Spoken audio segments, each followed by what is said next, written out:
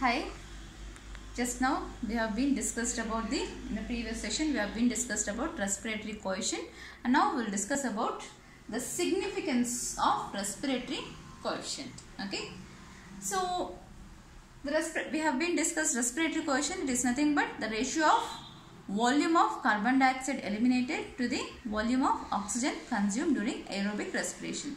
Okay, so during this process, okay, so what is the importance of this respiratory coefficient? It has been identified. That is, respiratory coefficient value of any respiring tissue, okay, respiring tissue may provide valuable information, okay, for investigation. Okay, so valuable information means whether it can be what kind of respiratory substrate which it is undergoing oxidation, okay, and what is the substrate which is going to be oxidized there. Okay, so such kind of things will be useful for investigation. So because it is based upon the respiratory coefficient value we can identify. For example, if the respiratory coefficient value is 1, then we can say it is carbohydrates, and if the respiratory coefficient value is 0.7, then we say it as fats. Okay, so this is a basic thing for investigation. So respiratory coefficient value for respiring tissue may provide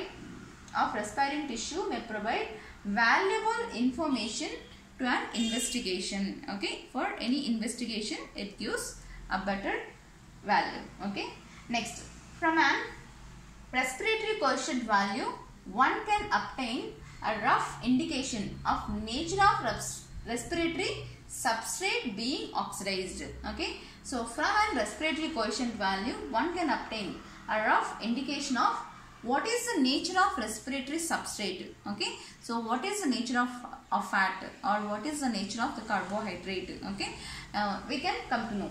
So from this respiratory coefficient value, so the nature of respiratory substrate which is going to be oxidized, we can come to know. Next, it also helps in knowing the type of respiratory substrate which is going to be performed, okay, or which is being performed for oxidation. We can come to know. It also helps in knowing the type of respiratory substrate. So what is the type of respiratory substrate involved here? Okay, and next, it may also provide some information about major transformation of food materials. So it gives major transformation of the respiratory coefficient value, which gives information about how the transformation of food materials, what are the major transformations which are being occurring, okay, in the food materials. So from this we can come to know. So all these are nothing but significances of respiratory coefficient, and the values of respiratory coefficient as well as definition for respiratory coefficient is very important in NEET oriented questions. Okay, so like respiratory coefficient in case of fats. So why the respiratory coefficient in case of fats is less than 1, even such kind of questions. So that is, oxygen which is being required, or availability of oxygen is very less in fats, and so it consumes more amount of oxygen from the atmosphere for oxidation process. So the respiratory coefficient is 0.7, that is less than 1. Okay, and fats, in case of fats the respiratory coefficient, okay, which is 0.7, the respiratory coefficient may be less in case of fats, okay, but the energy which is being yielded by fats will be more. And in case of carbohydrates, the respiratory coefficient is more, as well as even the energy which is being given or yielded by carbohydrates is also more. So the most preferred respiratory substrate is carbohydrates, and next comes is fats, and least preferred respiratory substrate is proteins. Okay, so first preferred respiratory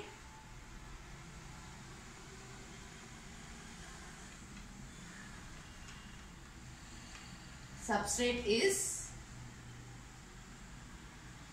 carbohydrate, and next it is fats, and least preferred is proteins. Okay, so here the respiratory coefficient as well as energy which is yielding will be high. Okay, but whereas here the respiratory coefficient is less, but energy is high. Okay, so energy is high in case of fats, and least preferred is proteins. Okay, so thank you for this session. That is respiratory quotient.